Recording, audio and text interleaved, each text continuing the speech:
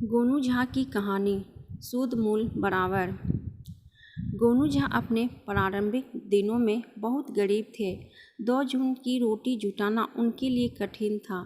ऐसे ही दिनों में घर में ऐसी ज़रूरत आ पड़ी जिसे टालना मुश्किल था।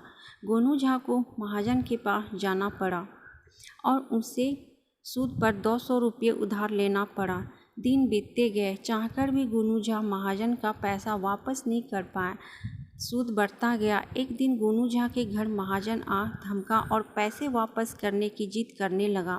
गोनू झा उसे टालना चाह रहे थे, मगर महाजन की टालने का नाम ही नहीं ले रहा था। गोनू झा से महाजन ने टेढ़ लफ्ज़े में कहा, पंडित जी, सर्व की भी तो सीमा होती है। अब सूद मूल मिलकर 400 रुपये हो गए। बिना पैसे लिए मैं यहाँ से जाने वाला नहीं हूँ। गोनू झा परेशान हो गया। अंत में उन्होंने कहा, मुझे एक चिट्ठी लिख लेने दो, फिर सूद मूल की बात करना। गोनू झा ने एक कागज़ पर चिट्ठी लिखी। चिट्ठी को मोड़कर धोती के फेट में लपेट लिया और फिर महाजन से बोले, सेठ जी, आप नहीं मान रहे तो लीजिए, अब मैं अपनी यह लीला समाप्त कर रहा हूँ। मैंने यह चिट्ठी महाजन के नाम लिखी है, जिसमें मैंने साफ साफ लिख दिया है कि मैंने महाजन से सूद पर 200 रुपये लिए थे। महाजन का कहना है कि सूद समेत मुझे 400 रुपये देने हैं और मेरे पास पैसे नहीं हैं, इसीलिए मैं अपनी फजीहत कराने से अच्छा मर जाना पसंद फांसी लगा रहा हूँ। गोनू झा ने एक धोती समेटी और उसका फंदा बनाकर बनेरी में बांधने लगे। महाजन के हाथ के मानो तो तोत उड़ गया। उसे जैसे ही गांठ मार गया। जब गोनू झा ने धोती का फंदा अपने गले में लगाया तो महाजन को होश आया और उसने गोनू झा के पांव पकड़ लिए तथा वह गिड़गिड़ाने लगा, नहीं महाजन, नहीं, आप ऐसा काम नहीं करें।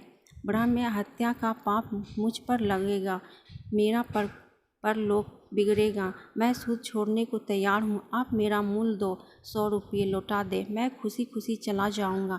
लेकिन गोनू झा नहीं माने। उन्होंने कहा, मैं 200 रुपया कहाँ से दूँ? मेरे पास एक थैली भी नहीं है। ऐसी ज़िंदगी से तंग आ गया हूँ, मेरे लिए मर जाना ही बेहतर है। महाजन यह सोचकर डर गया कि गोनू झा की चिट्ठी से उस पर उन्होंने आत्महत्या के लिए प्रेरित करने का आरोप लगेगा और वह महाजन के कोप पर भाजन बन जाएगा। डर से महाजन के प्राण सूख रहे थे, शरीर से ठंडा पसीना रिस रहा था। उसने गोनू झा से कहा, पंडित जी, 2 दिन के बाद ही मेरे बेटे का विवाह है, इसीलिए पैसे की ज़रूरत है, वरना मैं आपके दरवाज़ा पे कदम भी नहीं रखता। चलिए, मैं मूल से 100 रुपये और छोड़ देता हूँ, मुझे बाकी पैसे दे दीजिए, मैं वापस चला जाऊँगा। गोनू झा ने अपने गले से फंदा हटाया, चौकी से नीचे उतरे।